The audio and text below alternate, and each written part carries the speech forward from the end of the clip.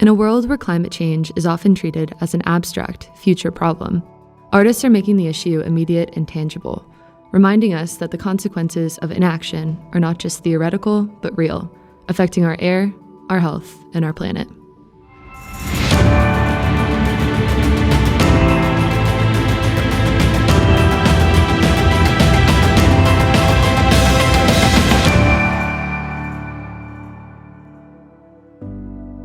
Andrea Polli is a professor at the University of New Mexico. She works at the intersection of art, science, and technology, and has been creating artworks related to environmental issues since 1999.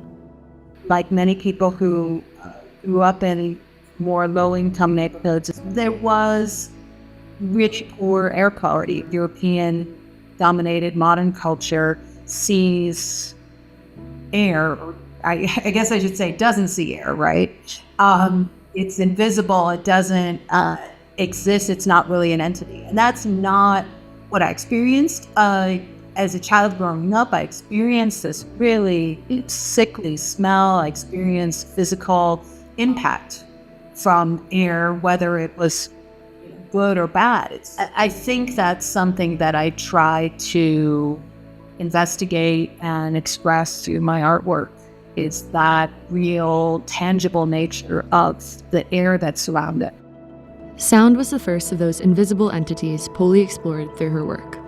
Sound is something that travels through air, and it changes air, and it changes, in a way, the shape of air.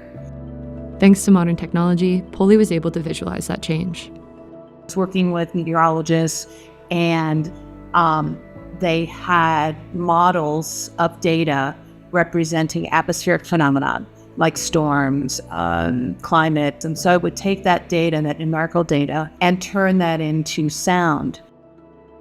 In 2007, Polli was given the opportunity to travel to Antarctica through a U.S. National Science Foundation grant to record the soundscape and create sonifications of the data being collected there. At that time, if you were funded with a U.S. funding as a scientist, you couldn't use the words climate change. It was very politicized at that time.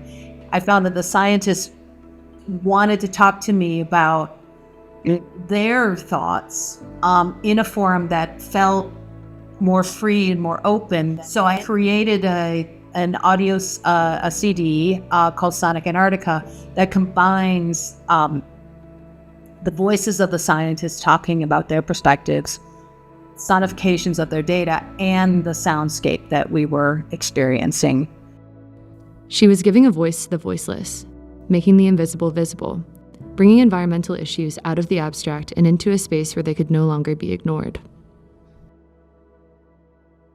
As Global Program Director for Sounds Right, a music initiative of the Museum for the United Nations UN Live, Gabriel Smales has a similar mission. On the 18th of April this year, 2024, Sounds Right Partners launched Nature as an official artist on all major streaming platforms. And the simple idea is that by listening to music that features sounds of the natural world, fans will be directing royalties to nature conservation and restoration projects in the most precious and precarious ecosystems on our planet. To ensure all ecosystems are represented in the music, Sounds Right has worked with artists from across the world, including UK-based singer Ellie Goulding, Indonesian heavy metal band Enda and Reza, and US-based R&B star Umi.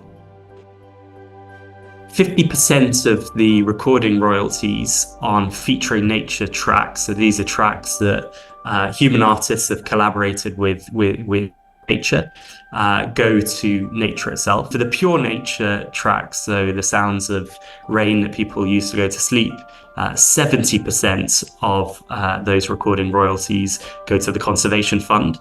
In the 4 months since launch, Sounds Right has hit 50 million streams.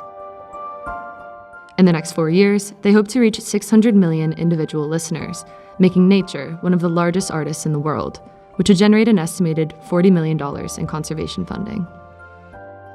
We hope that Sounds Right becomes a demonstration of how nature can be properly valued in our economic model. We're focused on music, but we can see this extending to other cultural genres like film or even gaming, and potentially even extend to other industries like pharmaceuticals that derive huge value from nature's contribution in the development of their intellectual property. As Mills points out, music and sound may not be the only way to achieve these ends. Started to do visual animations that responded to real-time data or sensors in the environment. One of the first ones was Particle Falls.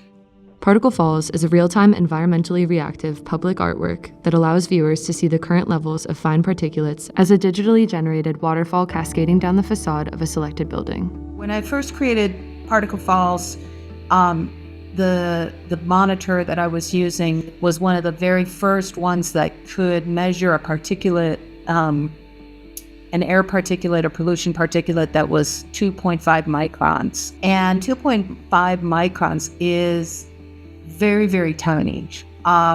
Just to give you an example, a grain of salt is about 80 microns thick. So this tiny particle is easily lodged in the lungs, in the heart, and can cause respiratory problems, over time, depending on how much is there. These tiny particles can be deadly, and in the case of an inversion event, can kill thousands of people almost instantly.